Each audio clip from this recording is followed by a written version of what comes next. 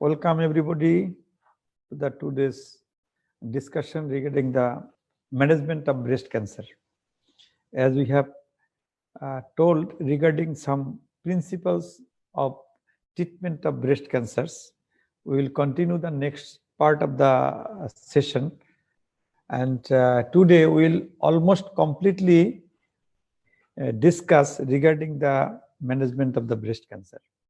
এরপরে আরো কিছু থেকে যাবে, এগুলো আমরা পরবর্তীতে একটা সপ্তাহে একটা সময় নিয়ে কিছু কোশ্চেন এবং কিছু অন্যান্য বিষয় নিয়ে, গুরুত্বপূর্ণ বিষয় নিয়ে কিছু রিসার্চ প্রোগ্রামের কিছু নতুন ইনফরমেশন এগুলো নিয়ে আমরা ডিসকাস করব। আর এই 2 দিনে আমরা ডিসকাস করব এগুলো এগুলা মূলত টেক্সট বুক থেকে নেওয়া এবং এগুলো basic principal of management of breast cancer. এটা সবাইকে সুন্দরভাবে সায়েন্টিফিক্যালি বুঝে শুনে মনে রাখতে হবে। আমরা এখন এই যে শুরু করব আজকে আর্লি ব্রেস্ট ক্যান্সারের এইম অফ ট্রিটমেন্ট দিয়ে। তাহলে আমরা আর্লি ব্রেস্ট ক্যান্সার কাকে বলি এটা একটু আগে আমরা কমপ্লিট করে নিই। আসলে আমাদের টার্গেটও তো থাকে যে আমরা আর্লি ব্রেস্ট ক্যান্সার ডায়াগনোসিস করব। ম্যানচেস্টার স্টেজ 1 এবং 2 এই দুটোকে আমরা বলি আর্লি ব্রেস্ট ক্যান্সার।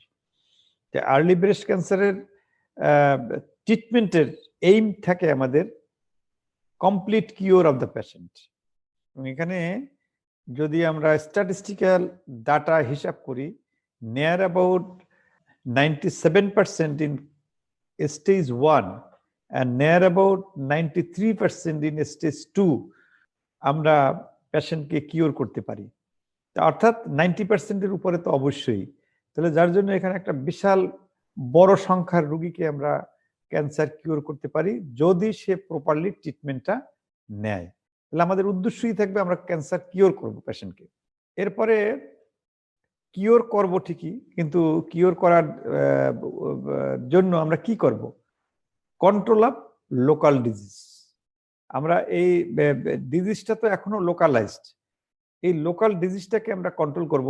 আর লোকাল কন্ট্রোল করার জন্য যে ট্রিটমেন্টগুলো, সেই অপশনগুলো আমরা বেছে নেব।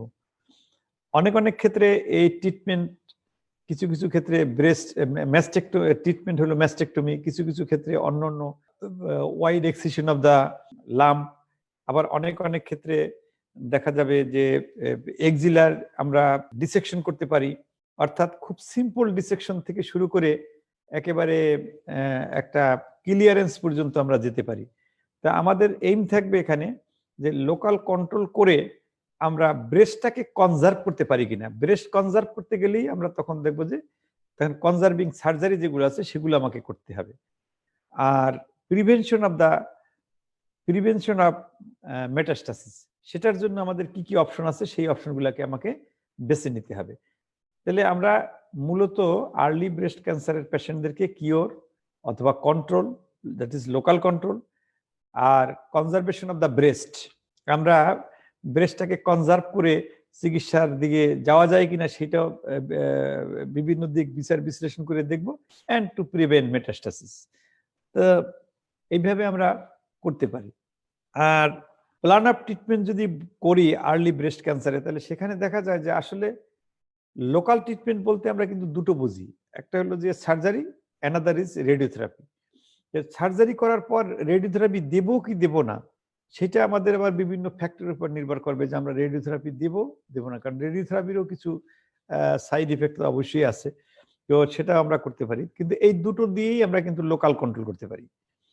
আর plan of treatment in advance breast cancer, সেখানে কিন্তু আমাদের মেনলি হলো সিস্টেমিক থেরাপি। এখানে তো কিওরের সম্ভাবনা খুবই কম। সেই ক্ষেত্রে আমরা একটা প্যালিয়েটিভ ট্রিটমেন্ট যদি দেই, তার লাইফ এক্সপেক্টেন্সিটাকে কিভাবে বাড়ানো যায় সেটার জন্য বিভিন্ন ধরনের এডজুভেন্ট থেরাপিগুলো আমরা কম্বিনেশনে দিয়ে থাকি। তো সেটাকে আমরা বিভিন্নভাবে আমরা বর্ণনা করতে পারি, যেমন নিউ এডজুভেন্ট কেমোথেরাপি। এটা অ্যাডভান্স ব্রেস্ট ক্যান্সারের পেশেন্টদের সার্জারিটা মেইন রোল না, এখানে সিস্টেমিক থেরাপিটা হলো মেইন রোল। সেখানে নিউ এডজুভেন্ট কেমোথেরাপি দিয়ে ব্রেস্টটাকে আমরা লাম্পটাকে একটু ছোট করে then we can go for adjuvant chemotherapy, radiotherapy, hormone treatment etcetera, সেখানে আমরা যেতে পারি। তাহলে এই যে প্রিন্সিপাল অফ ট্রিটমেন্ট গুলো আমরা এইভাবে ভাগ করি যে যখনই আমরা আর্লি ব্রেস্টের কথা বলবো তখন সার্জারির কথা আগে ভাববো, উইথ আর without radiotherapy, and in some cases সেটাকে আমরা সিস্টেমিক থেরাপিও প্রয়োজন হতে পারে। আর plan of treatment in advance breast cancer, সেখানে আগে আমরা অবশ্যই কেমোথেরাপি দিয়ে নেব, অথবা সেখানে হরমোন ট্রিটমেন্টও দেওয়া যায়, সেটা আমি পরে আসতেছি। কিন্তু আমরা ইউজুয়াল যে নিউ অ্যাডজুভেন্ট কেমোথেরাপি, এটা 3টা বা 4টা কেমোথেরাপি দেওয়ার পরে যখন টিউমারটা একটা রিজনেবল স্টেজে আসবে, সাইজটা অনেক ছোট হবে, দেন যেমন 50% বা 30% সাইজ ছোট হলো, তখন আমাদের ম্যানিপুলেশন একটু ভালো হলো, এবং যে মাইক্রোমেটাস্টাসিস যেগুলো ছিল তারা একটা নেগেটিভ ইম্পালস পেল তাদের প্রলিফারেশনে, তো সেটা দিয়ে আমরা ব্রেস্টের যে মাইক্রোমেটাস্টাসিসটাকে হোল্ড করে দিয়ে then we can perform the surgery, and following that we can again start adjuvant treatment like chemotherapy, radiotherapy and hormone treatment, এগুলো দিয়ে কমপ্লিট করি। এটা হলো প্ল্যান অফ ট্রিটমেন্ট। এটা বোধহয় আমরা কালকে, তাহলে কি হলো, to reduce chance of local metastatic spread. Early breast cancer কথাটা আবার নতুন করে এখানে বললাম। এখানে আরেকটা ব্যাপার, যে কোনো ক্যান্সার ট্রিটমেন্ট এটা কিন্তু একটা মাল্টিডিসিপ্লিনারি টিম অ্যাপ্রোচ। এটা কিন্তু অনেক সময় আমরা জানতে চাই, টিচাররাও জানতে চাই, তোমরা ভবিষ্যতে বড় বড় সার্জন হবা, তোমাদেরকেও এই জিনিসটা কিন্তু জানতেই হবে। এখন কিন্তু ক্যান্সার ট্রিটমেন্ট একটা টিম অ্যাপ্রোচ। এই টিম অ্যাপ্রোচে কারা কারা থাকবে এটা আমরা টিচাররা যখন জানতে চাবে, প্রতিটা টিম মেম্বারের কাজ কি সেটাও কিন্তু তোমাদেরকে জানতে হবে। আর এখানে সবাই যে সার্জন হবে তাও তো না, কেউ সার্জন হবে, কেউ অঙ্কোলজিস্ট হবে, কেউ অঙ্কোপ্লাস্টিক সার্জন হবে, কেউ মেডিকেল অঙ্কোলজিস্ট, কেউ রেডিওলজিক্যাল অঙ্কোলজিস্ট, এইভাবে বিভিন্ন ধরনের এটা চলে আসবে। সেই ক্ষেত্রে আমাদেরকে কিন্তু বড় ধরনের একটা টিম এখানে প্রয়োজন for treatment of the breast cancer, না শুধু যে কোনো ক্যান্সারেরই। এই জন্য ক্যান্সার হাসপাতালগুলাই কিন্তু এইভাবে সবাইকে নিয়ে টিম করে চিকিৎসা করা হয়, যাতে করে কোনো জায়গায় চিকিৎসার কোনো একটা ক্যান্সার রোগীদের চিকিৎসায় কোনো জায়গায় গ্যাপ না হয়। ঠিক ব্রেস্ট ক্যান্সারের ক্ষেত্রেও সেটা প্রযোজ্য। এখানে স্পেশালিস্ট সেন্টারগুলোতে দেখা যাবে একটা বড় টিম থাকবে, যে টিম মেম্বারের প্রথমেই থাকবে এখানে উপরে ক্লিনিক্যাল নার্স স্পেশালিস্ট, আগে চলে গেছে অনেক অনেক জায়গায় কিন্তু তাদেরকে আগে দেওয়া হয় এই জন্য কাউন্সিলিং এর জন্য। এখানে আমার মনে হয় যে এই কাউন্সিলর যে সে প্রথমে কাউন্সিলিং করে, ক্লিনিক্যাল নার্স স্পেশালিস্ট যে কাউন্সিলর হিসেবে থাকে, সেটা একটু এখানে আগে চলে গেছে, সে হয়ে গেছে, একটু উল্টে গেছে। ট্রেন্ড ব্রেস্ট কাউন্সিলর সে কিন্তু আগে কাউন্সিলিং করবে রোগীদেরকে, কাউন্সিলিং করে তার ট্রিটমেন্ট সম্পর্কে তার যে ভীতি, তার এর যে রেজাল্ট, এইটা সম্পর্কে খুব সুন্দরভাবে এক্সপ্লানেশন দিয়ে তাকে একটা তার যে অ্যাংজাইটি, তার টেনশন, এই জায়গাটাকে এটা কিন্তু কমাই দিবে। এরপরে সার্জন তার সার্জারি করবে। এরপরে লাগে অঙ্কোপ্লাস্টিক সার্জন, অনেক সময় লাগে, যেখানে দেখা যাবে যে breast surgery and at the same time we like to reconstruct the breast, সেই ক্ষেত্রে কিন্তু অঙ্কোপ্লাস্টিক সার্জনদের একটা বিশাল ভূমিকা আছে। মেডিকেল অঙ্কোলজিস্ট তার কথা চলে আসবে যখনই কেমোথেরাপির প্রয়োজন হবে। রেডিওথেরাপিস্ট অথবা রেডিওথেরাপির ডক্টর থাকবে, দ্য স্পেশালিস্ট থাকবে, সে তার দিকটা রেডিওথেরাপির জন্য সে তাকে প্রয়োজন হবে। প্যাথোলজিস্টের ভূমিকা কিন্তু অত্যন্ত মানে এখানে বেশি। তার কারণ হলো প্যাথোলজিস্টরা কিন্তু বিভিন্ন ধরনের তার প্যাথোলজিক্যাল স্ট্যাটাস, তার ডিফারেন্সিয়েশন, তার বিভিন্ন ধরনের ইনভেশন, বিশেষ করে লিম্ফোভাস্কুলার যে ইনভেশন, এই জিনিসগুলো, প্লাস তার যে বিভিন্ন ধরনের রিসিপ্টরগুলো স্টাডি, বিশেষ করে ERPR study, her two receptor study, এই জিনিসগুলো সে গুছাই দিবে। নট অনলি দ্যাট, মাইক্রোস্কোপের নিচে দেখে সে আরো কিছু যে এস ফেজে কিরকম কত ধরনের কি সংখ্যার সেল আছে সেইটার সংখ্যাটাও সে গুণে দেবে। জেনেটিক যে ইনভলভমেন্ট সেটাও কিন্তু একজন প্যাথোলজিস্টই মানে তার প্যাথোলজিক্যাল টেস্টের মাধ্যমে সে হিসাব নিকাশ করে দেবে। এই জন্য তার প্রগনোস্টিক যে ফ্যাক্টরগুলো এটা প্যাথোলজিস্টই তাকে নির্ণয় করে দিবে। সাইকোথেরাপিস্টও খুবই ইম্পর্টেন্ট একটা ব্রেস্ট ক্যান্সারের ট্রিটমেন্টের জন্য। তার psychological support is very very important, এটা জানতে হবে। ফিজিওথেরাপিস্টও প্রয়োজন হয়। যখন আমরা একটা বড় সার্জারি করি তখন দেখা যায় তার বিভিন্ন জায়গায় পেইন হয়, তার শোল্ডার জয়েন্ট তার স্টিফনেস আসে, তার সোয়েলিং হয়। সেই সমস্ত ক্ষেত্রে একজন ফিজিওথেরাপিস্ট খুবই গুরুত্বপূর্ণ ভূমিকা বহন করে। তারপর ক্লিনিক্যাল নার্স স্পেশালিস্ট যেটা আমরা বললাম, আর ট্রেন্ড ব্রেস্ট কাউন্সিলর, এই দুইজনেরও কিন্তু ভূমিকা ব্রেস্ট ক্যান্সার ট্রিটমেন্টের জন্য খুব ইম্পর্টেন্ট। তবে participation of the patient in treatment decision is very very very important. কারণ আমরা যে ট্রিটমেন্টটা করব সেই ট্রিটমেন্টের ক্ষেত্রে পেশেন্টকে সব কিছু বোঝানোর পর তার পার্টিসিপেশন। আমি একটা দেখা গেল একটা রুগী স্টেজ 1-এ আসছে। এখন আমাদের দেশের স্টেজ 1-এ আসলে অনেক ক্ষেত্রে আমরা দেখা যায় পেশেন্টকে অফার করি ম্যাস্টেকটমি। তা আমরা সবকিছু তাকে বলতে পারি যে আপনার ম্যাস্টেকটমি হতে পারে, ব্রেস্ট কনজার্ভিং সার্জারি হতে পারে, ম্যাস্টেকটমি করতে হলে আপনার রেডিওথেরাপি দিতে হবে, নাও হতে পারে। কিন্তু যদি আপনি ব্রেস্ট কনজার্ভিং সার্জারি করেন তাই রেডিওথেরাপি অবশ্যই আপনাকে নিতে হবে। তা দেখা গেল যে রুগী রেডিওথেরাপি নেওয়ার মতো তার কোনো সময়ও নাই, তার কোনো সুযোগও নাই, তখন তো তাকে ম্যাস্টেকটমি করতে হবে। তখন পেশেন্টকে সিদ্ধান্ত নেওয়ার জন্য তাকে আমরা বলতে পারি যে আপনি সিদ্ধান্ত নেন কোনটা আপনি নেবেন। সুতরাং পেশেন্টের ভূমিকা সবসময় থাকবে ডিসিশন মেকিং এ। এই জন্য আমরা পার্টিসিপেশন অফ দ্য পেশেন্ট, এটাও কিন্তু এই মাল্টিডিসিপ্লিনারি টিম অ্যাপ্রোচের একটা ইম্পর্টেন্ট বিষয়। এরপরে আমরা আবার গোড়ার দিকে একটু চলে আসি। আমরা আবার একটু বোঝার চেষ্টা করি যে আসলে এই যে ব্রেস্ট ক্যান্সার যে যদি হয় তাহলে কি কি চিকিৎসা অপশন আছে। এটা ছোট্ট একটা কোশ্চেন, আমরা আন্ডার গ্রাজুয়েটে ভাইবা বোর্ডে এটা খুব জিজ্ঞাসা করি, কারণ সে যদি অপশনই না জানলো তাহলে কিভাবে কি বলবে। তো অপশন তো অবশ্যই surgery, radiotherapy, chemotherapy, hormone therapy, immunotherapy, এবং প্রতিটা বিষয়ে আমাদেরকে আবার জানতে হবে। এরপরে একটা করে যদি আমরা আসি, surgery in breast cancer, breast ক্যান্সারের সার্জারি, তাহলে এটার বিষয় যদি একটা ইন্ট্রোডাকশনে আমরা জানতে চাই, তাহলে এটা আসলে সেন্ট্রাল রোল।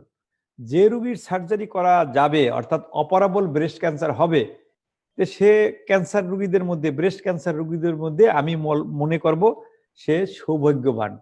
আমরা কিন্তু কাউন্সিলিং করার সময় এই কথাটা রোগীকে কিন্তু খুব সুন্দর করে বোঝাই বলি যে দেখেন আপনি চলে আসছেন, আপনার রোগটা একটু খারাপ মনে হতে পারে, but you are lucky enough যে আপনি একটা সার্জারি করার মতো বেশ খুব সুন্দর সুযোগ আছে আপনার। অর্থাৎ আপনাকে আপনার সার্জারি করার পরে যে কিওরের সম্ভাবনা থাকবে সেই সুযোগটা আপনি পাচ্ছেন। সুতরাং surgery takes a central role in the treatment of breast cancer. সুতরাং আমরা চাই সবসময় ব্রেস্ট পেশেন্ট যেন অপারেবল স্টেজে সার্জনের কাছে আসে, তাহলে সে সার্জারিটা করতে পারবে এবং এটা একটা ভালো রেজাল্ট পাওয়ার তার সম্ভাবনা আছে। সার্জারি যদি করার স্টেজে না থাকে তাহলে রোল তো তার ট্রিটমেন্ট রোল অনেকটা কমে গেল, সংকুচিত হয়ে গেল। তাহলে এখন সার্জারি আবার আমরা যদি মনে করি gradually it is shifting towards conserving surgery. আমরা ব্রেস্ট কনজার্ভিং সার্জারিটাই এখন বেশি হচ্ছে এবং এটা পেশেন্টের জন্য পেশেন্টরা ওরা এখনো কিন্তু ব্রেস্ট কনজার্ভ করতে চায়। আমাদের দেশেও এটা আস্তে আস্তে করে আমরা এখন প্র্যাকটিক্যালিও দেখি রোগীরা অনেকেই যদি সুযোগ থাকে তাহলে কনজার্ভিং সার্জারির দিকে যাচ্ছে। আমরাও সেটাও চাচ্ছি, কারণ মানে আলটিমেটলি আমরা যদি ম্যাস্টেকটমি করি অথবা একটা গ্রুপকে লোকাল এক্সিশন করি ফলোড বাই রেডিওথেরাপি, দুই গ্রুপের রেজাল্ট কিন্তু ইকুয়াল। এলে আমরা পেশেন্ট যদি দেখা যায় সুযোগ থাকে অপারেবল ব্রেস্ট ক্যান্সার স্টেজ 1 অথবা স্টেজ 2, পেশেন্ট তার ব্রেস্ট কনজার্ভিং সার্জারির দিকে তার ডিসিশন দিছে, তাহলে সেক্ষেত্রে আমরা এটা করব। বাট রেডিওথেরাপির সুযোগটা must have to be available. এখন এই জায়গাটায় আমাদের বিভিন্ন জায়গায় বিভিন্ন সেন্টারগুলোতে এখনো পিছিয়ে আছে বিধায় আমরা অনেক অনেক ক্ষেত্রে রোগীরা যারা দূরে না যাইতে পারে তাদেরকে আমরা বাধ্য হই ম্যাস্টেকটমি করার জন্য। তো সুতরাং এখন ওয়ার্ল্ডে কিন্তু এই আর্লি ব্রেস্ট ক্যান্সারের মোর দেন 50% পেশেন্ট কিন্তু এখন ব্রেস্ট কনজারভিং সার্জারিতে চলে যাচ্ছে। তো সেখানে এই সার্জারির বিষয়গুলো আমি এখানে সংক্ষিপ্তভাবে উপস্থাপন করলাম। এখন অপশন নিয়ে 2-4টা কথাবার্তা আমরা ওখানে বলি। সার্জিক্যাল অপশনস এর মধ্যে ম্যাস্টেকটমি বললাম, আর একটা আমরা বললাম কনজারভেটিভ ব্রেস্ট সার্জারি। ম্যাস্টেকটমি আবার কি ধরনের হতে পারে? রেডিক্যাল হল স্টেট ম্যাস্টেকটমি, এটা আগে করা হতো। এখানে ম্যাস্টেকটমি এত বড় ম্যাস্টেকটমি যে পেক্টোরালিস মেজর মাইনর মাসেল পর্যন্ত এক্সারসাইজ করা হতো একটা সময়, যে তারা মনে করতো যে আমরা যদি রেডিক্যাল ম্যাস্টেকটমি করি তাহলে এই মাসেল দুটো সহ আমরা একেবারে এখানে সবকিছু ক্লিয়ার করে দেব। কিন্তু পরবর্তীতে দেখা গেল যে এটার চেয়ে বরং মডিফাইড রেডিক্যাল ম্যাস্টেকটমি যেটা, এর রেজাল্ট অনেক ভালো, এবং এর আরেকটা নাম হলো পেটিস ম্যাস্টেকটমি। এই পেটিস ম্যাস্টেকটমিটা এখন বেশি প্রচলিত। এখানে মাসেলটাকে প্রিজার্ভ করে আমরা এক্সিলার দিকে একটু বেশি নজর দেই, বিভিন্ন লেভেলের এক্সিলারি ডিসেকশন আমরা করে থাকি, সেটা আমি একটু পরে বলতেছি। আর সিম্পল ম্যাস্টেকটমির সাথেও আমরা সেখানে এক্সিলারি যে ডিসেকশন সেটাও বিভিন্নভাবে আমরা করতে পারি।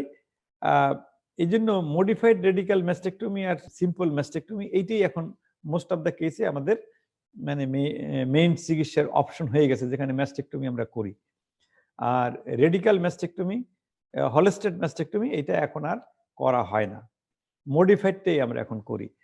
এখন প্রথম চিকিৎসাটা এখন অবসোলেট হয়ে গেছে। কনজারভেটিভ ব্রেস্ট সার্জারিটা আমরা এখন পর্যন্ত দুইটো অপশনের মধ্যেই আমরা এখন সীমাবদ্ধ। The wide local excision, tumour আছে, টিউমারের সেই জায়গাটার মিনিমাম 1 সেন্টিমিটার ডিস্টাল দিয়ে আমরা এক্সারসাইজ করে নর্মাল টিস্যু সহ আমরা এটাকে ফেলে দেই, তাকে আমরা বলি ওয়াইড লোকাল এক্সিশন। এটাকে আমরা লাম্পেক্টমি কখনো বলবো না, ওয়াইড লোকাল এক্সিশন বলাই ভালো।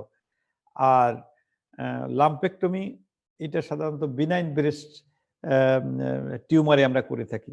আর ওয়াইড লোকাল এক্সিশন এই টার্মটা আমরা ইউজ করি usually for the breast conserving surgery in breast cancer. Quadrantectomy, এটা some quadrant of the breast is exercise, এখানে একটা কোয়াড্রেন্টকে আমরা এক্সারসাইজ করে ফেলি and with various options to deal axilla, সাথে সাথে এক্সিলাটাকে আমরা যে ডিসেকশন করব ভেরিয়াস অপশনস। এখানে অপশনসটা কিভাবে করব সেটা আমরা কিন্তু সিদ্ধান্ত নিব যে ওখানে লিম্ফ নোড ইনভলভমেন্টের স্ট্যাটাসের উপর। কাজে লিম্ফ নোডটাকে আমরা অবশ্যই একটু ম্যানিপুলেট করব, এক্সিলা একটু ম্যানিপুলেট করব, কিন্তু সেটা কতটুকু, that depends upon the lymph node involvement. সেটাকে আমরা আবার অন্যভাবে মানে করি, অ্যাসেস করি। আল্ট্রাসোনোগ্রাম করেও আমরা জানতে পারি যে কয়টা লিম্ফ নোড ওখানে বড় হয়েছে। আবার এটাকে আমরা পরবর্তী ক্ষেত্রে যে সেন্টিনেল লিম্ফ নোড ডায়াগনোসিস করার জন্য ব্লু ডাই দিয়ে একটা টেস্ট আছে, একটা অ্যালবুমিন লেভেল রেডিও আইসোটোপ দিয়েও এটা আইডেন্টিফাই করতে পারি। এগুলো একটু পরে বোধহয় 2-1টা কথাবার্তা আছে, আমি সেটা তোমাদেরকে একটু পরে বলতেছি। যেটা সবচেয়ে বেশি আমরা করি, বিশেষ করে যেখানে ম্যাস্টেকটমি করতে হয় স্টেজ 2 ব্রেস্ট ক্যান্সারে, সেখানে আমরা ব্রেস্টটাকে এক্সারসাইজ করি। At the same time it is associated with some structure, যেগুলোকে আমরা এন ব্লক ডিসেকশন করি। Whole breast, a large portions of the skin with nipple and sometimes areola, এটাকে আমরা এক্সারসাইজ করি। আর এক্সিলাতে যেটা করি, এখানে প্যাড অফ ফ্যাট থাকে, ফ্যাট, তারপর ফাঁসা বানানো একটু ভুল আছে, আমি একটু তাড়াতাড়ি লিখছি, তোমরা এটা একটু কারেক্ট করে নিও। Fascia, lymph nodes, axillary fat, fascia, lymph nodes, এগুলোকে আমরা এক্সারসাইজ করি। তাহলে these are the different types of tissue that we exercise along with the whole breast. এবং এটা শুধু এক্সারসাইজ করার পরে এই জিনিসটাকে আমরা কি করব, অবশ্যই হিস্টোপ্যাথোলজির জন্য প্রিজার্ভ করব এবং all the tissue should be sent for histopathological examinations. এই জন্য হিস্টোপ্যাথোলজিক্যাল এক্সামিনেশনের জন্য যখন আমরা কোনো স্পেসিমেন পাঠাবো, we should describe in details regarding the specimen that has been sent, and we should also mention what we like to know from the pathologist. সেটাও কিন্তু একদম ক্লিয়ারলি লিখতে হবে, এইখানে কোনোভাবে ভুল করা চলবে না। এখন কিন্তু আন্ডার গ্রাজুয়েট স্টুডেন্টদেরও কিন্তু বলা হয় যে আমরা একটা ম্যাস্টেক্টমি অপারেশন করলাম, তা পেটিস ম্যাস্টেক্টমিতে কি কি স্পেসিমেন থাকে বলো। তাহলে কোশ্চেনটা হলো what are the structure that includes in the patties mastectomy, and পেটি ম্যাস্টেক্টমিতে আমরা যা পড়ি তোমার এই তিনটা জিনিস বলতে হবে যে it has got the whole breast, a large portion of the skin with nipple, axillary fat, fascia, lymph nodes. Of course, these are the tissue that includes in the patties mastectomy. এবং N bloc dissection করি আমরা এগুলোকে। আর এই dissection করতে গিয়ে কয়েকটা জিনিস কিন্তু খুবই সাবধানে হ্যান্ডেলিং করতে হবে, সেটা হলো এক্সিলারি ভেইন। কারণ ভেইনটা খুব থিন থাকে বিদায় অনেক ক্ষেত্রে কিন্তু হঠাৎ করে ইনজুরি হয়ে যেতে পারে অসাবধানতা বশত, সেজন্য ইনজুরি করা যাবে না। এক্সিলারি ভেইন, আর্টারিটা সাধারণত ইনজুরি হয় না, তবে অনেক ক্ষেত্রে ভেইন একটু ইনজুরি হতে পারে, সেজন্য এটা খুবই সফটলি ডিসেক্ট করতে হবে। থোরাকোডার্সাল নার্ভ, যেটা serratus anterior muscle, at the same time latissimus dorsi মাসেলকে সাপ্লাই দিয়ে থাকে। সুতরাং এটাকে যদি আমরা প্রিজার্ভ না করি তাহলে মাসেল দুইটা প্যারালাইসিস হবে। আমরা এই মাসেল দুইটা আমাদের দরকার। এই জন্য থোরাকোডর্সাল নার্ভ এবং লং থোরাসিক নার্ভ, এই নার্ভ ডিসেকশনের সময় খুবই খেয়াল করতে হবে। তোমরা অ্যানাটমি বই হোক অথবা তুমি এই সার্জিক্যাল ডিসেকশন বই এর ভিতরে যদি ছবি দেখো তাহলে তোমাদের জিনিসটা আরো ক্লিয়ার হয়ে যাবে। তাহলে আমরা যেটা কমনের সার্জারি করি, সেই কমনের সার্জারির কিছু কোশ্চেন এবং সেই স্পেসিমেনটাকে কিভাবে ম্যানেজ করতে হবে এবং কিভাবে এটাকে হিস্টোপ্যাথোলজির জন্য পাঠাইতে হবে, এটা কিন্তু খুবই মনে রাখতে হবে। এখানে আরো একটা কথা আমি বলি, এটা তোমরা নোট করে রাখো। আমরা যখন এই হিস্টোপ্যাথোলজির জন্য এই স্পেসিমেনগুলো প্রিজার্ভ করব, হিস্টোপ্যাথোলজির জন্য তো আমরা পাঠাবোই, অ্যাট দ্য সেম টাইম আমরা ওখানে লিখবো যে আমাদের রিকোয়ারমেন্টসে কি requirements, histopathological examination of the specimen. সেখানে হোল ব্রেস্টেরও তারা করবে, তারা স্কিন, নিপেল এগুলো করে দেখবে এখানে কোনো ইনভলভমেন্ট আছে কিনা, at the same time fat, ফাসা, lymph nodes এর ভিতরে কোনো ম্যালিগন্যান্ট টিস্যু আছে কিনা, এটা তারা হিস্টোপ্যাথোলজিতে বলবে। আর হিস্টোপ্যাথোলজি করার সময় প্যাথোলজিস্ট তো অনেক কিছুই ওখানে লিখে দেবে, লিম্ফোভাস্কুলার ইনভলভমেন্ট সহ অন্য অনেক কিছুই তারা ওখানে তাদের ইনফরমেশন দিবে। কিন্তু আমি এক কথায় বললাম যে হিস্টোপ্যাথোলজিক্যাল এক্সামিনেশন। কিন্তু আরেকটা জিনিস সাথে সাথে না লিখলে কখনোই এটা কমপ্লিট হবে না, সেটা হলো রিসিপ্টর স্টাডি। 2 নম্বর হলো রিসিপ্টর স্টাডি। আমরা যদি সুন্দর করে সেখানে আরো একটু স্পেসিফিক ভাবে বলি, লিখে দিতে হবে যে study for oestrogen receptor, progesterone receptor, HER2/neu receptor, কারণ উল্লেখ করতে হবে। এগুলো উল্লেখ করে এই জিনিসগুলো আমরা চাই। আর যখনই আমরা এটা প্রিজার্ভ করব, সাথে সাথে একটা জিনিস মনে রাখতে হবে যে আলাদা একটু tissue from the breast lump আমরা একটু প্রিজার্ভ করব উইথ বাফার সলিউশন। এই বাফার সলিউশনে যদি না দেওয়া হয়, যখন যার পিএইচটা হবে adequate to preserve to save the receptors. আর না হইলে হয় কি, আমরা যদি অনেক সময় এই ফরমালিনের ভিতর প্রিজার্ভ করি এবং পাঠাই, অনেকদিন পর দেখা যাবে যে এখানে রিসিপ্টরগুলো অনেক সময় হয়ে যাবে, ডিস্ট্রয় হয়ে যাবে।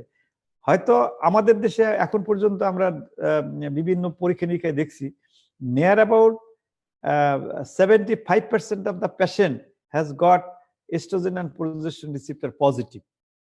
কিন্তু এটা যদি বাফার সলিউশনে প্রিজার্ভ করা না হয় টিস্যুটাকে, তাহলে দেখা যাবে যে এটা নেমে এসে দেখা যাবে যে 15 থেকে 20% রোগীর পজিটিভ।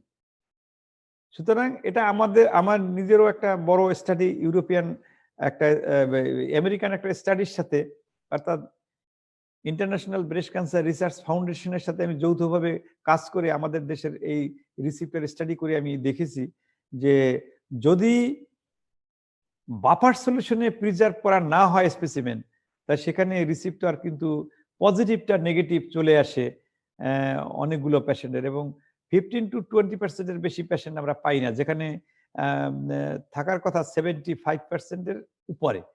সুতরাং এখানে বাফার সলিউশনে স্পেসিমেন প্রিজার্ভ করতে হবে। এটা পোস্ট গ্রাজুয়েট যারা স্টুডেন্ট তাদের কিন্তু এই জিনিসটাও মনে রাখতে হবে। এটা আমরা অনেক সময় পোস্ট গ্রাজুয়েট স্টুডেন্টদের তাদের যেহেতু তারা স্পেশালিস্ট হবে, বাংলাদেশের সার্জিক্যাল স্পেশালিস্ট হবে, তা তাদেরকে আরো ভালোভাবে এটা জানতে হবে। আমরা তাদেরকে পরীক্ষার সময় জিজ্ঞাসাও করি যে এই এটাকে স্পেসিমেনটাকে কিভাবে প্রিজার্ভ করলে রিসিপ্টারটা খুব সুন্দরভাবে পাওয়া যাবে, তখন সেই বাফার সলিউশনের প্রশ্নটা আসবে এবং উত্তরও সেইভাবে দিতে হবে। তো আমরা এই রিসিপ্টার নিয়ে একটু কথাবার্তা বললাম, আর কিভাবে পেটি ম্যাস্টেকটমিতে axillary vein artery at the same time thoracodorsal nerve and long thoracic nerve preserve করতে হবে, সেই জিনিসটার ইনফরমেশন আমরা এখানে আলোচনা করলাম। সেন্টিনেল নোড বায়োপসি, এটা আমরা মোস্ট অফ দ্য কেসে কনজার্ভিং সার্জারি, ব্রেস্ট কনজার্ভিং সার্জারিতে করে থাকি।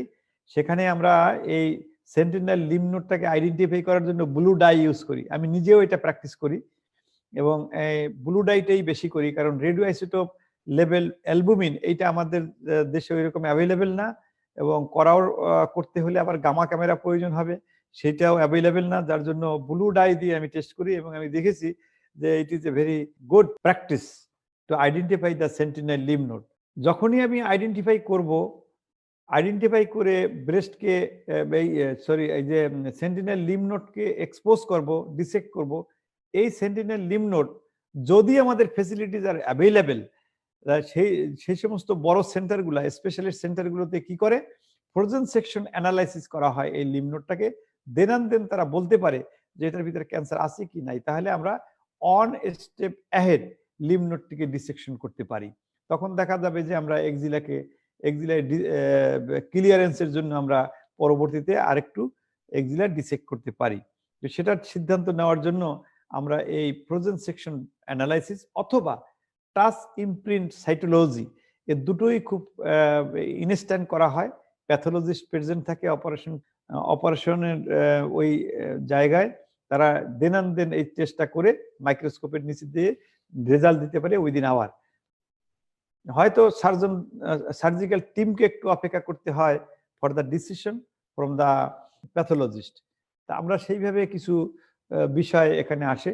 এছাড়া মলিকুলার মেথডস বানানটা একটু ভুল হয়েছে, তোমরা দেখে নেওয়া, একটু হারিডলি লেখছি আমি, সেজন্য একটু সমস্যা হয়েছে, তোমরা এই জিনিসগুলো একটু সামান্য ভুল কারেক্ট করে নিবা। তো মলিকুলার মেথডসের ভিতর অনেক ক্ষেত্রে কিছু বিষয় আছে, সাইটোক্যারাটিন 19, আরো কিছু আছে যেমন ম্যামোগ্লোবিন, এই জিনিসগুলো পরীক্ষা করেও কিছু সিদ্ধান্তের পরিবর্তন আনতে হয়। রেডিওথেরাপিস্ট এই যে রেডিওথেরাপি দিবে, তো রেডিওথেরাপি আমরা বলি যে কাকে আমরা দেব, patient in whom the risk of local recurrence is very high, সেই ক্ষেত্রে আমরা কিন্তু এই রেডিওথেরাপি দিবই। সেখানে সিদ্ধান্ত নিতে গেলে, যেমন লার্জ টিউমার যদি থাকে, দেখা গেল আমি একটা সার্জারি করলাম 5 সেন্টিমিটার ইন ডায়ামিটার, আর একটা সার্জারি করলাম যেখানে পেশেন্টের অনলি 1.5 সেন্টিমিটার ইন ডায়ামিটার, তো দুইটার মধ্যে সিদ্ধান্তের আসবে যে অবশ্যই রেডিওথেরাপি দিতে হবে। যে টিউমারটা যদি লার্জ সাইজ হয়, সেখানে আমরা রেডিওথেরাপির পক্ষেই যাব to prevent the local recurrence. Large number of positive lymph node যদি পাওয়া যায়, আমরা হয়তো ভাবলাম যে একটা লিম্ফ নোড ইনভলভ, দেখা গেল যে 3-4টে লিম্ফ নোড এখানে ইনভলভ, তো সেক্ষেত্রে আমাদের লোকাল রেডিওথেরাপির প্রয়োজন আছে। এক্সটেন্সিভ লিম্ফোভাস্কুলার ইনভেশন যদি থাকে, প্যাথোলজির যদি কমেন্ট করে যে লিম্ফোভাস্কুলার ইনভলভমেন্টটা অনেক বেশি, সেই ক্ষেত্রে আমরা মনে করব যে আমরা ডিসেকশন করলাম, এখানে হয়তো কিছু টিউমার সেল থেকে যেতে পারে, and in that cases radiotherapy may be valuable. আর conservative surgery conventionally combine with radiotherapy, conventionally হবে এখানে, কনভেনশনালি অনেক সময় কম্বাইন উইথ রেডিওথেরাপি। যে কনজারভেটিভ সার্জারি আমরা যদি যখন করি সেখানে অবশ্যই এই রেডিওথেরাপির প্রয়োজন হবে। এই জন্য রেডিওথেরাপির ফেসিলিটিস হাতে না নিয়ে usually we do not go for conservative surgery. তো এই রেডিওথেরাপি দেওয়ার এই যে কতগুলো ইন্ডিকেশন আছে, এগুলো মোটামুটি ভাবে মনে রাখতে হবে যে আমরা সব রোগীদের আমরা রেডিওথেরাপি দিব না। সিস্টেমিক থেরাপির মধ্যে, অ্যাডজুভেন্ট সিস্টেমিক থেরাপির মধ্যে আমরা বলি যে কি আছে, একটা হলো কেমোথেরাপি আর একটা হলো রেডিওথেরাপি। তো আমরা এটার কখন দেব, আমরা কাকে টার্গেট করে দেব? আসলে মাইক্রোমেটাস্টাসিস যে সমস্ত ক্যান্সারে অলরেডি হয়ে গেছে, যে এই মাইক্রোমেটাস্টাসিসটাকে আমরা হোল্ড করার জন্যই সাধারণত এই অ্যাডজুভেন্ট সিস্টেমিক থেরাপি দিয়ে থাকি। That is we targeted the micrometastasis to delay relapse and to prevent metastasis, তো মেটাস্টাসিসটাকে আমরা প্রিভেন্ট করার জন্য, আর সার্ভাইভাল বেনিফিট পাইতে চাই, আমরা প্রলং করতে চাই তাদের সার্ভাইভাল, এই জন্য আমরা এই অ্যাডজুভেন্ট সিস্টেমিক থেরাপি দিয়ে থাকি। হয়তো দেখা যাবে যে কিছু কিছু ক্ষেত্রে আমরা কিওর করতে পারবো না, but we like to prolong the survival rate, এই জন্য আমরা অনেক সময় করে থাকি। যে হরমোন ট্রিটমেন্ট যদি আমরা দেই, হরমোন ট্রিটমেন্ট যেটা সিস্টেমিক থেরাপি, সেখানে 25% রিডিউস রিকারেন্সেস, আমরা এই 25% রিডিউসেস রিকারেন্সেস এই হিসাব নিকাশ নিয়ে আমরা যদি পরবর্তীতে কখনো সময় পাই, সেটা আমরা আরো ভালোভাবে স্ট্যাটিস্টিক্যাল ডাটা হিসাবে বর্ণনা করতে পারবো। অনেক ক্ষেত্রে দেখা যাবে যে এই ট্রিটমেন্ট দিয়ে যে অনেক বেনিফিট হয় তা না। যেমন আমি একটা ছোট্ট উদাহরণ দিয়ে এখানে শেষ করি। আমরা স্টেজ 1 এর ব্রেস্ট ক্যান্সারের পেশেন্ট 100টা রোগীর ট্রিটমেন্ট করলাম। তা আমরা জানি এখানে মোর দেন 95% কিওর রেট। তাহলে এখন বাকি থাকে কয়টা কিওর হওয়ার? বাকি থাকে মাত্র ধরলাম 4%। এখন 4% রোগী যদি কিওর হবে না, এখন আমি করলাম কি, তাদের হরমোন ট্রিটমেন্ট দিলাম, তাহলে 4%-এ 100টার মধ্যে রুগী থাকলো 4টা, 4টা রুগীর আর একটা রুগী এই কিওর রেটের মধ্যে চলে গেল, তাহলে আমার 96 থেকে 97 হলো। কিন্তু আমি হরমোন ট্রিটমেন্ট দিলাম সব রুগীদের, এই 100টা রুগীর আমি হরমোন ট্রিটমেন্ট দিলাম, কারণ আমি তো জানি না কোন রুগীর এই রিকারেন্স হবে। কাজেই তাহলে যদি এই স্টেজ 1 এর পেশেন্টদের আমি এই হরমোন ট্রিটমেন্টটা কন্টিনিউ করি, তাহলে দেখা যায় মাত্র 100 রোগীর মধ্যে একটা রোগী বেনিফিট পেল। তো এইভাবে স্টেজ 2 পেশেন্টেরও ঠিক ওইভাবে আমি যদি হিসাব করি, তাহলে সেইভাবে। তবে সেখানে কোনটা ভালো হয়, সেটা হলো যদি আমি অ্যাডভান্স ব্রেস্ট ক্যান্সারে এই হরমোন ট্রিটমেন্ট দেই। এই জন্য অ্যাডভান্স ব্রেস্ট ক্যান্সারে হরমোন ট্রিটমেন্ট, সিস্টেমিক থেরাপি, এগুলোর ভ্যালু সবচেয়ে বেশি। কাজে আমরা সেই ক্ষেত্রেই এই adjuvant treatment, especially the systemic therapy, is valuable. আমরা যদি স্ট্যাটিস্টিক্স এর ডাটা ফলো করি, তাহলে ওইভাবে আসে এবং তাদের ক্ষেত্রেই এটা সিগনিফিকেন্ট হয়। কিন্তু যদি আর্লি ব্রেস্ট ক্যান্সারে আমরা মনে করি, তাহলে এখানে খুব যে সিগনিফিকেন্ট তা বলা যাবে না। এখন হরমোন ট্রিটমেন্ট কি আছে? হরমোন ট্রিটমেন্ট আছে, আমরা এটাকে যদি অ্যান্টি এস্ট্রোজেন, কিন্তু আমরা হরমোন ট্রিটমেন্ট বলে থাকি, তাহলে দেব ট্যামক্সিফেন। অ্যারোমেটেজ ইনহিবিটর, সেটা ইউজ করলেও কিন্তু আমরা ইনহিবিট করতে পারি যারা রিসিপ্টর পজিটিভ ব্রেস্ট ক্যান্সার, তাদেরকে, বিশেষ করে oestrogen receptor positive breast cancer. যদি সার্জিক্যালি আমরা করি, হরমোন ম্যানিপুলেট করতে পারি বাই সার্জারি। কি সার্জারি? বাইল্যাটারাল ওফরেক্টমি। এটা আমরা আমাদের একটা বড় ধরনের রিসার্চের কাজ ছিল আমি সেই রিসার্চ কাজের বলা যায় যে 1 নম্বর অথর ছিলাম। And it was a multicentric study, যেখানে বাংলাদেশ, আমেরিকা, চায়না, তারপর ভিয়েতনাম সহ 12টি সেন্টার ছিল। 12টি সেন্টার থেকে আমরা এই হরমোন ট্রিটমেন্টের উপর একটা এক্সটেন্সিভ রিসার্চ ওয়ার্ক করছি। সেখানে surgical manipulation of both ovary, that is surgical bilateral ovariectomy আমরা করতাম, ল্যাপারোস্কোপিক্যালিও করতাম, আবার আমরা ওপেন সার্জিক্যাল বাইল্যাটারাল ওভারেক্টমি করতাম। তো যাই হোক, এটা কিন্তু হরমোন ম্যানিপুলেশনের একটা জিনিস। আমরা তো অ্যান্টি এস্ট্রোজেন দেই, অ্যান্টি প্রোজেস্টেরন দেই, সেটা না দিয়ে সার্জিক্যাল বাইল্যাটারাল ওভারেক্টমি করি। এ ব্যাপারেও অনেক স্টাডি আছে এবং অনেক সুন্দর সুন্দর কমেন্ট আছে, সেটা সুযোগ পাইলে পরে আলোচনা করা যাবে। আর রেডিয়েশন ইনডিউসড ওভারিয়ান সাপ্রেশন আমরা করতে পারি। তো যেটাই আমরা করি না কেন, these are the hormone manipulation. একটা হলো যে সরাসরি আমরা ট্যামোক্সিফেন অ্যারোমেটেজ ইনহিবিটর দিয়ে করতে পারি, এটা হলো কেমিক্যাল। আর একটা জিনিস করতে পারি আমরা, যেটা একটু আগে বলি সার্জিক্যাল, সেটা হলো বাইল্যাটারাল ওভারেক্টমি। আর একটা হলো রেডিয়েশন ইনডিউস ওভারিয়ান সাপ্রেশন। যেটাই আমরা করি, এখানে আমরা এস্ট্রোজেন প্রোজেস্টেরন হরমোনের সোর্সটাকে অথবা তার কাজটাকে ইনহিবিট করে দিলাম। এরপরে কেমোথেরাপির কথা যদি আমরা বলি, কেমোথেরাপিটাকে আমরা দুইটা ভাগে ভাগ করি, adjuvant chemotherapy, new adjuvant chemotherapy. Adjuvant chemotherapy এখন এই নিউ এডজুভেন্টার আমরা বলি, একটু আগে আমরা আলোচনা করছি যে যদি একটা রোগীর ইনঅপারেবল ব্রেস্ট ক্যান্সার হয়, আর দেখা গেল যে এই রোগীটাকে আমি তারপর অপারেশন করতে চাই, যেটার রোল তখন আর বেশি থাকে না, তাহলে আমরা আগে নিউ এডজুভেন্ট কেমোথেরাপি দিই। অর্থাৎ কেমোথেরাপির অনেকগুলো সাইকেল থাকে, অনেকগুলো এর আছে, অপশনস আছে, বিভিন্ন ধরনের রেজিম আছে। সেই রেজিমটা মেডিকেল অঙ্কোলজিস্ট ঠিক করে দেবে।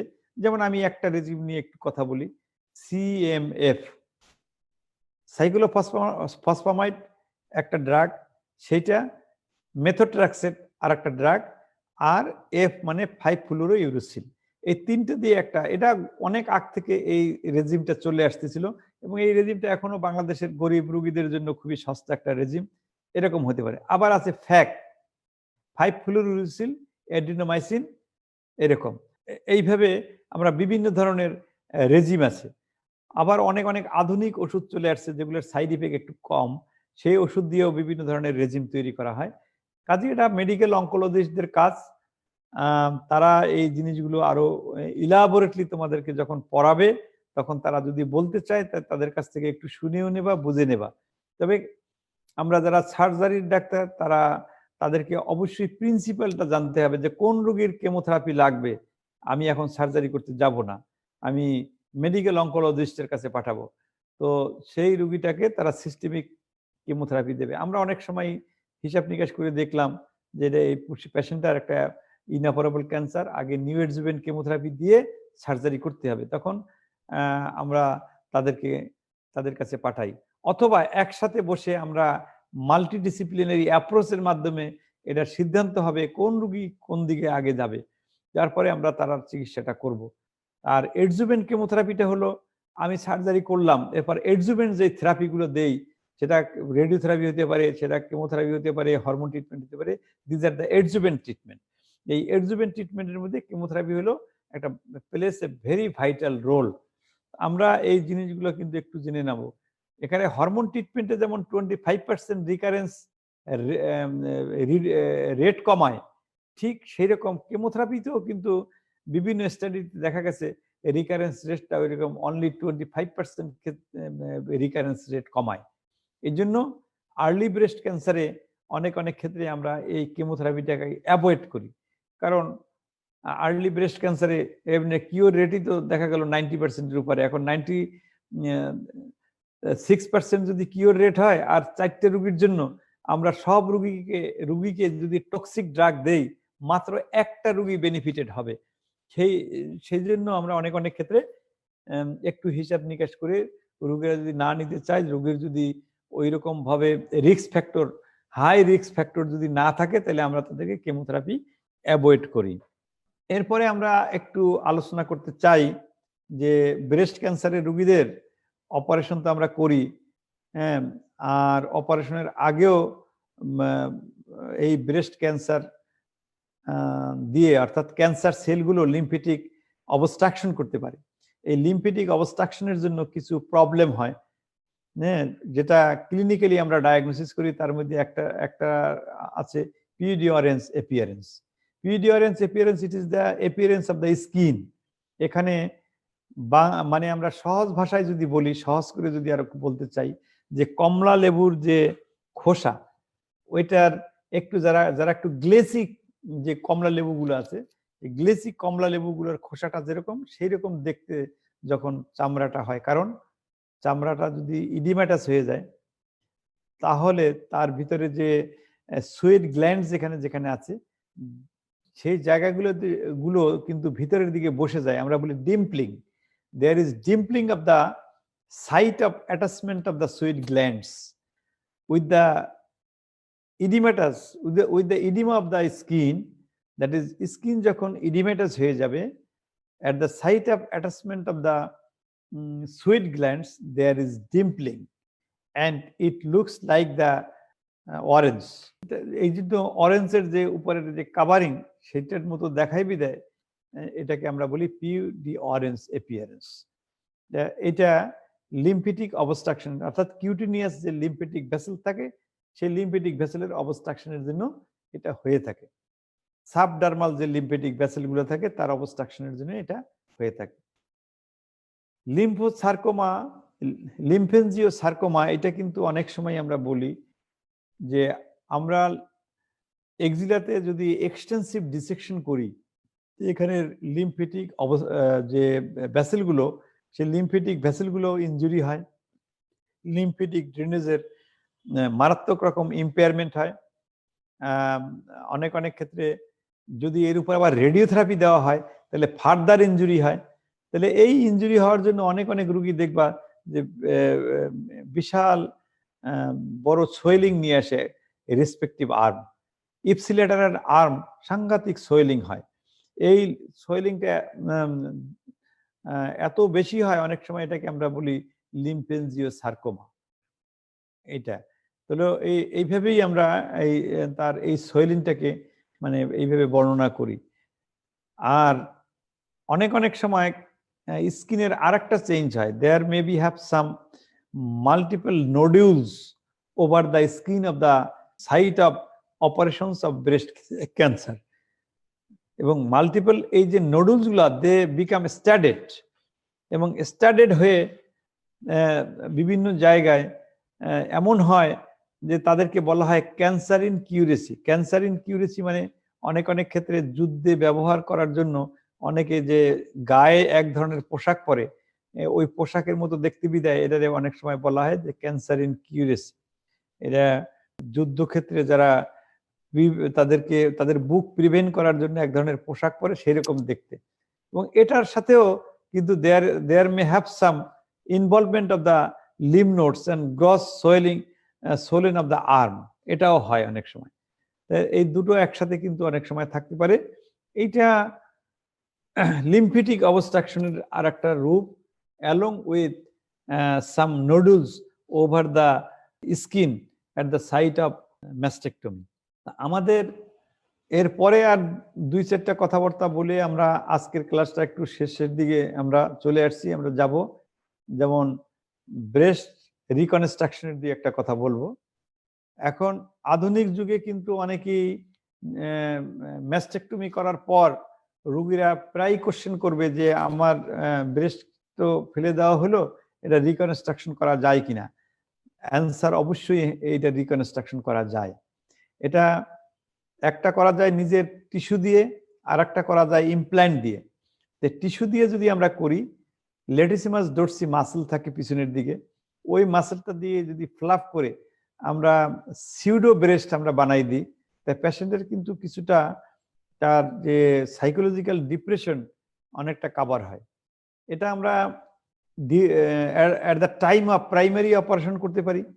আবার এটা অনেক সময় দেখা যায় যে প্রাইমারি অপারেশন না করে আমরা পরবর্তী ক্ষেত্রেও এটা কিন্তু করতে পারি। তাহলে এটা করা যায়। তো প্রথমেই যদি আমরা করে যাই তাহলে আমরা অঙ্কোপ্লাস্টিক সার্জন যারা তারা করে, আমরাও করি with the help of plastic surgeon. আমরা মূল অপারেশনটা ব্রেস্ট ক্যান্সারে করে দিই, প্লাস্টিক সার্জন এসে এলডি ফ্লাপ দিয়ে দেয় ওখান থেকে, এবং it is not a very tough operation.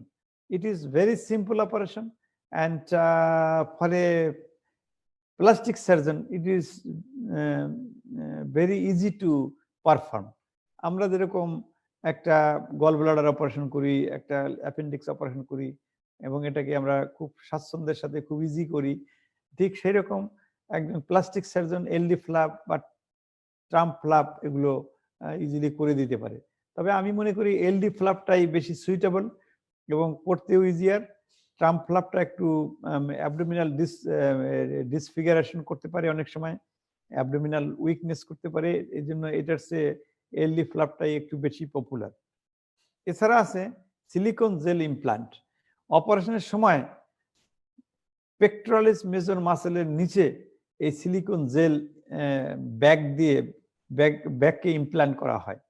অনেক সময় এটা এমনভাবে ডিজাইন করা থাকে যে আমি যদি মনে করি যে এটাকে এই জেলি দিয়ে এটাকে আরো বড় করব, ইচ্ছা করলে করা যায়, বড় ছোট করা যেতে পারে। এই জন্য এটার একটা অপশন আছে এবং এটা একটা ভালো প্র্যাকটিস। পেশেন্টের সাইকোলজিক্যাল আপসেটটাকে কিছুটা কমাই দেওয়ার জন্য we can use this type of surgery also. তো আমরা ব্রেস্ট রিকনস্ট্রাকটিভ সার্জারি এটা আমরা মনে রাখবো এবং এটা কি কি করা যায় এটা অপশনগুলো মনে রাখতে হবে, প্র্যাকটিস করতে হবে in the field of breast surgery. এছাড়া আর 2-3টা কথা আমি এখানে নাই, কিন্তু আমি একটু উল্লেখ করতে চাচ্ছি। ব্রেস্ট ক্যান্সারের ক্ষেত্রে এই breast screening, breast cancer screening program, এই বিষয়টা একটু সবাইকে জানতে হবে। আমাদের দেশের এই ব্রেস্ট ক্যান্সার স্ক্রিনিং এটা কিন্তু আছে, কিন্তু এটার এক্সটেন্সিভ নাই বলে আমি মনে করি। যে এটা একেবারে আমাদের রুট লেভেল থেকে শুরু করে, that is union health centre থেকে শুরু করে একদম উচ্চ শিক্ষাপীঠ পর্যন্ত, অর্থাৎ মেডিকেল কলেজ লেভেল পর্যন্ত সব জায়গায় স্ক্রিনিং প্রোগ্রাম থাকতে হবে। কারণ স্ক্রিনিং প্রোগ্রামের মেইন উদ্দেশ্য হলো to diagnose early breast cancer. আমরা এই স্ক্রিনিং প্রোগ্রামে বাংলাদেশের জন্য আমরা সাধারণত 3টা জিনিস বলে থাকি। একটা হলো সেলফ ব্রেস্ট এক্সামিনেশন শেখানো, অর্থাৎ যাদের বয়স 30-এর উপরে আছে সে সমস্ত যত মেয়েরা আছে বাংলাদেশে তাদের সবাইকে এই ব্রেস্ট সেলফ ব্রেস্ট এক্সামিনেশন শিখাইতে হবে। অথবা যারা ব্রেস্ট ক্যান্সারের রিস্কি পেশেন্ট, যাদের ফ্যামিলি হিস্ট্রি আছে ব্রেস্ট ক্যান্সারের, তাদের বয়স 20 বছরের উপরে হলেই তাদেরকে এই স্ক্রিনিং এর আওতায় আনতে হবে। তাহলে স্ক্রিনিং এর আওতায় কারা আসবে? যাদের বয়স 30-এর উপর আর যারা family history of breast cancer আছে সেই সমস্ত মেয়েদের 20-এর পরেই ব্রেস্ট ক্যান্সারের স্ক্রিনিং প্রোগ্রামের মধ্যে আনতে হবে। তারা কি করবে? তারা রেগুলার তাদের ব্রেস্ট এক্সামিন করবে মান্থলি। এটারে বলা হয় সেলফ ব্রেস্ট এক্সামিনেশন, এবং এইটা তাদেরকে শিখিয়ে দেওয়া হবে। কারা শিখাবে? একজন মেডিকেল পার্সন। সে হতে পারে একজন ইউনিয়ন লেভেলে কাজ করে এরকম একটা FWV, এরকম একটা মেডিকেল অ্যাসিস্ট্যান্ট, সে হইতে পারে একজন মেডিকেল অফিসার, সে হইতে পারে একজন হেলথ ওয়ার্কার। তাহলে হবে কি, হেলথ ওয়ার্কার থেকে শুরু করে ফ্যামিলি প্ল্যানিং এর যারা স্টাফ তাদের সবাইকে এই জিনিসটা আগে জানতে হবে, how to perform self breast examination. তাহলে তারা তাদের সেন্টারে আওতায় যারা আছে তাদেরকে এইভাবে সেলফ ব্রেস্ট এক্সামিনেশন শিখাইতে পারবে। আরেকটা হলো ক্লিনিক্যাল ব্রেস্ট এক্সামিনেশন।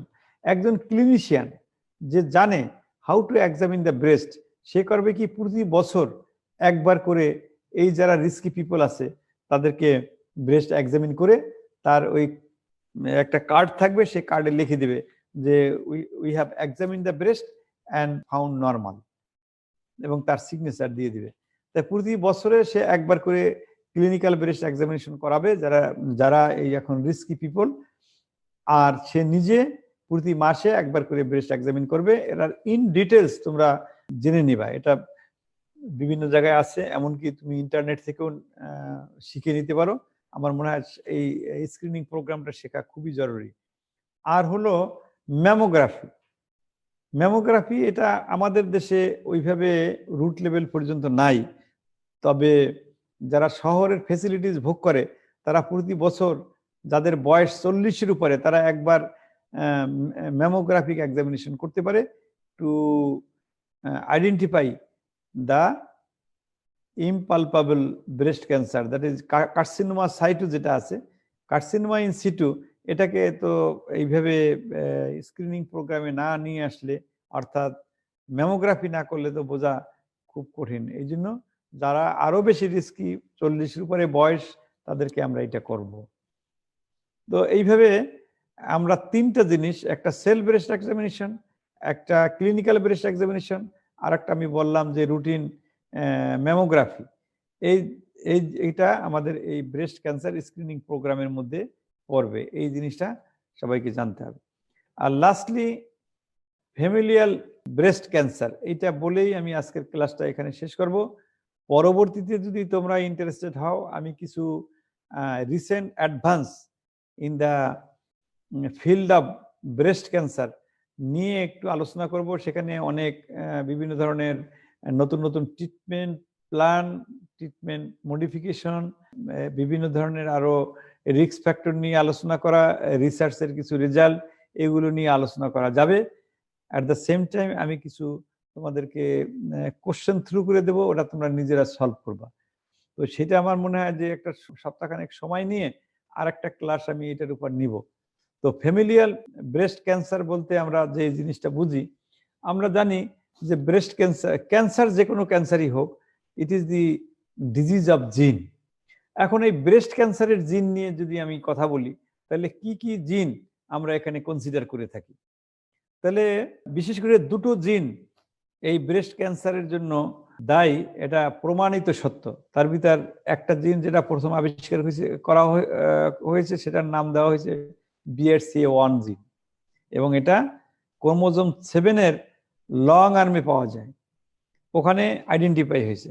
এই যে ক্রোমোজোম 17-এর লং আর্মের BRCA1 জিন এটা পাওয়া যায়। তাহলে আমরা এই জিনটা যখন আইডেন্টিফাই করি, তখন আমরা ধরে নিই যে there is high chance of breast cancer. শুধু তাই না, সাথে সাথে ওভারিয়ান ক্যান্সারের পার্সেন্টেজও তার বেড়ে যায়। কাজে এটা শুধু not only for the breast cancer but also for the ovarian cancer, ঝুঁকি অনেক অনেক বেশি। ওভারিয়ান ক্যান্সারের ঝুঁকি প্রায় 50%, এ যতগুলো আইডেন্টিফাই হবে তার 50% পেশেন্ট ওভারিয়ান ক্যান্সার হবে, আর 50 to 80% পেশেন্টের ব্রেস্ট ক্যান্সার হবে, এবং এটা প্রি মেনোপজাল এইজের মধ্যে যে কোনো একটা সময় তার এই ব্রেস্ট ক্যান্সার দেখা দেবে। আবার BRCA2 জিন যেটা, সেটা পাওয়া যায় ক্রোমোজোম 13-এ লং আর্মে।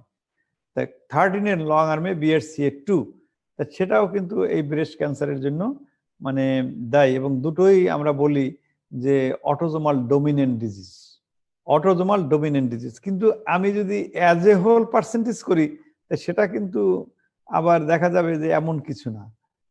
যত ব্রেস্ট ক্যান্সার এখন মানে প্রতি বছর আমরা ডায়াগনোসিস করি, তোমরা জানো নেয়ার অ্যাবাউট 2 মিলিয়ন, মানে 18 লাখ থেকে শুরু করে 20 লাখ পর্যন্ত নতুন ক্যান্সার প্রতি বছর আমরা ডায়াগনোসিস করি নতুন করে।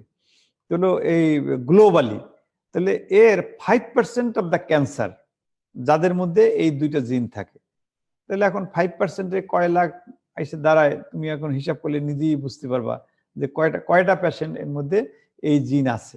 তবে যদি আইডেন্টিফাই হয় আফটার বার্থ যে এই বেবিটার BRCA1 জিন আছে অথবা BRCA2 জিন আছে, তাহলে ধরে নিতে হবে এটি যে ডমিনেন্ট জিন, and he is highly suspicious to suffer from breast cancer in future. তো আমরা আমার মনে হয় যে এই ব্রেস্ট ক্যান্সারের জিন নিয়ে মোটামুটিভাবে এইভাবে একটু জেনে রাখা ভালো। আর দুটোই হলো এখন পর্যন্ত আবিষ্কার হয়েছে যে এটা ডমিনেন্ট জিন। তাই what is autosomal dominant, what is autosomal recessive, এই জিনিসগুলো তো এই সাথে সাথে চলে আসে। এই জন্য জেনেটিক্স কিন্তু ক্যান্সার, যারা ক্যান্সারের যারা ডাক্তার অথবা যারা পোস্ট গ্রাজুয়েট ডাক্তার, প্রতিটা ফিল্ডেই দেখবা যে জেনেটিক ডিজিজ অনেক পাওয়া যাবে। এই জন্য এই যে স্টাডির পাশাপাশি হায়ার ডিগ্রি নেওয়ার সাথে সাথে জেনেটিক্সের কিন্তু অনেক ভূমিকা। এখন আমি তো ডমিনেন্ট জিনের কথা বললাম, রেসিসিভ জিন আছে কি নাই, এই রেসিসিভ জিন নিয়ে কিন্তু এখন অনেক রিসার্চের কাজ চলতেছে। তো এই রেসিসিভ জিন আবিষ্কার করার জন্য যে আসলে অবশ্যই যেহেতু cancer is the disease of জিন, মাত্র 5% অফ দ্য ক্যান্সার যারা জিনের সাথে জিন যেই জিনগুলো দিয়ে হয় সেটা আমরা আবিষ্কার করতে পারলাম, আর এখন পর্যন্ত 95 ক্ষেত্রে আইডেন্টিফাই আমরা করতে পারিনি। তাহলে ধরে নেওয়া হয় রেসেসিভ জিনও আছে, যে জিনগুলো এই ক্যান্সারের জন্য দায়ী। আমি একটা স্টাডির সাথে এখন রিলেটেড আছি, এটা কানাডিয়ান একটা গ্রুপের সাথে, সেটা আমরা করতেছি কনসেঙ্গুইনিটি অফ দ্য রেসেসিভ জিন ইন ব্রেস্ট ক্যান্সার। আমাদের স্টাডিটা হবে কনসেঙ্গুইনিটি অফ দ্য রেসেসিভ জিন ইন ব্রেস্ট ক্যান্সার। এটার জন্য স্যাম্পল কালেকশন, এবং সেইভাবে আমরা টরন্টো মেডিকেল ইউনিভার্সিটিতে এটা কিন্তু এই স্টাডিটা হচ্ছে, তার একটা সহযোগীও আমাদের হিসাবে আমরা কাজ করে আসতেছি দীর্ঘদিন ধরে। কিন্তু এটার এই ধরনের স্টাডিগুলো অনেক সময় লাগে বিদায় কবে রেজাল্ট হবে কবে হবে না এটা কিন্তু এখন অনিশ্চিত। আবার আইডেন্টিফাই করা যাবেই কিনা সে ব্যাপারে নিয়েও কিন্তু অনেক অনিশ্চয়তা আছে। যাই হোক, আমি তোমাদেরকে একটু এই জেনেটিক্স অ্যান্ড ব্রেস্ট ক্যান্সার নিয়ে একটু কিছু কথাবার্তা বললাম। সময় পেলে এগুলো আরো অনেক ডিসকাস করা যাবে। আজকে আমি আমার ক্লাস এখানেই শেষ করতে যাচ্ছি। তো দুটো ব্রেস্ট ক্যান্সারের উপর দুটো লেকচারের মাধ্যমে যতটুকু তোমাদেরকে বেসিক প্রিন্সিপাল আমি আলোচনা করলাম, এর উপরে যদি তোমাদের কারো কোনো কোশ্চেন থাকে, আমার মনে হয় তোমরা এটা কোশ্চেনগুলো ড্রপ করতে পারো, আর আমি তোমাদেরকে কিছু কোশ্চেন দেব, সেই কোশ্চেনগুলো তোমরা যদি যারা এখন আমার এই লেকচারটা শুনলা বা শুনবা, তারা যদি সুন্দর করে লিখে আমাদের কাছে দাও, তাহলে আমরা এটা আবার একটু দেখতে পারবো যে তোমরা আসলে কিভাবে অ্যান্সার দিলা, ওর কোনো মডিফিকেশন করলে আরো ভালো হয় কিনা, বা তোমাদের মাধ্যমে আমরাও কিছু শিখতে পারি কিনা, সেটা কিন্তু ভালো। কারণ শিক্ষাটা কিন্তু বাইলেটারাল, তোমাদের কাছেও আমরা কিছু শিখি, আবার আমাদের কাছ থেকেও তোমরা কিছু শিখো এবং আমাদের একটা গাইডলাইন নাও। এই উচ্চ শিক্ষার জন্য যে সমস্ত স্টুডেন্ট তোমরা আছো, তোমাদেরকে আরো বলি, আমরা কিন্তু শুধু একটা গাইডলাইন দিই, এর পড়ার ব্যাপকতা বা তোমরা যা পড়বা বা পড়তে হবে সেটা কিন্তু এই লেকচারের মাধ্যমে সম্পূর্ণভাবে উপস্থাপন করা সম্ভব না, সম্ভব হয় না কখনো। কাজেই তোমাদেরকে আমরা বলবো যে সাবজেক্টের প্রতি আরো আগ্রহী হয়ে তোমরা আরো কিছু শেখো।